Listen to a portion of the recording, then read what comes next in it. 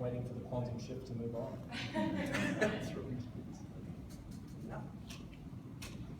Here we go.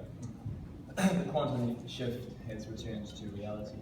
My name is Mark Thomas. I'm standing to be Mayor of Auckland because I know there's more progress we can make actually using the existing resources we've got, the $3.5 billion growing to $4.5 billion we get from Aucklanders, and the $42 billion balance sheet that we have.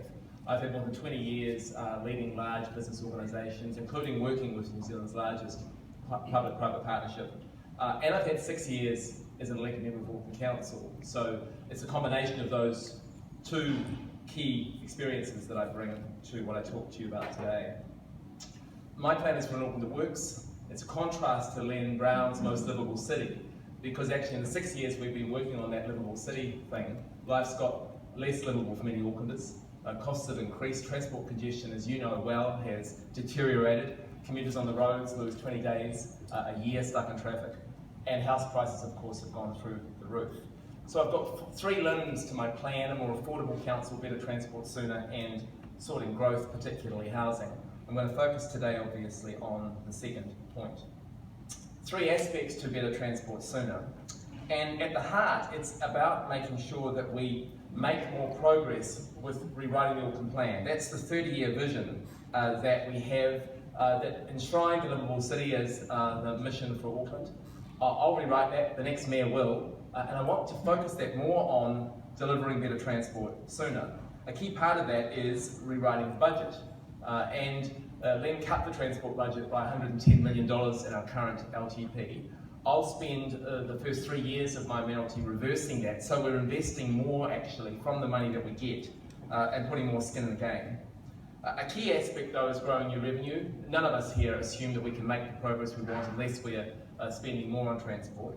So that will come from my experience with PPPs. They're not exactly a revenue sharing, but they're another way of either using our balance sheet if we can, or potentially looking at private roads to fund key transport blockage, such as potentially Penlink on the Whangaroa Peninsula, and possibly rapid transit to the airport. Brisbane solved rapid transit to the airport via a PPP, and I want us to look more commercially at these sorts of opportunities.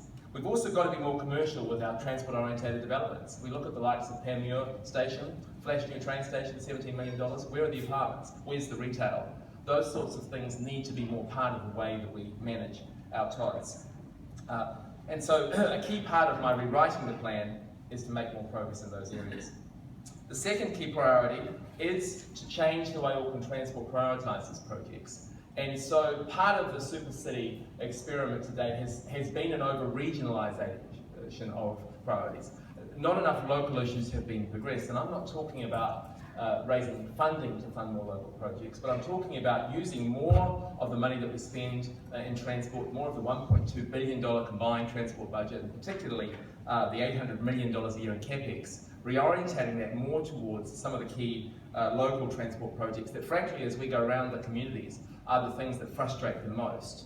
So actually, it's a combination of making quicker progress on the likes of the next stage of Amity, the busway from Pakuranga to Mayoral, which Sir Aaron Curtis started, and which isn't down to start till 2021 in the current plan, despite it being the second biggest priority. It's making more progress there. It's working more collaboratively with NZTA on the Northern Busway extension and the Northwestern Motorway, which of course ATAP has now confirmed as a priority.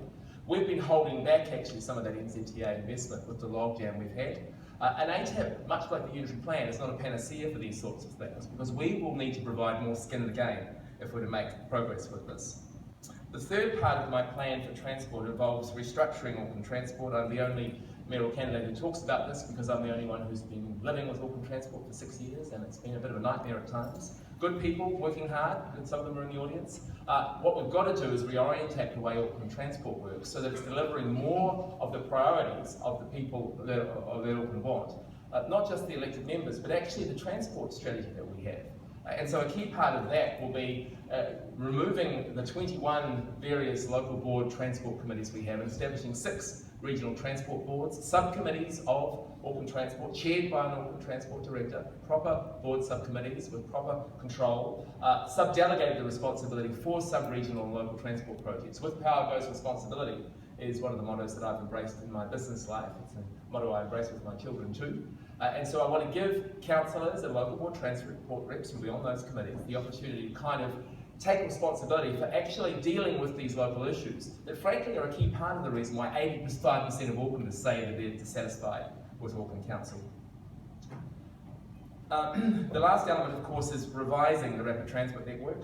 And what that's about really is picking up from what the City Centre Access Study said in 2012, and this will be controversial for some of you, but that big piece of work in 2012 actually said to us that light rail was not the panacea in the short term, that actually we've got acute needs now. ATAP's confirmed this, we're not going to get light rail soon. What we need is a best practice integration of smart buses and the city rail link to actually resolve, particularly the isthmus pressures in the foreseeable future.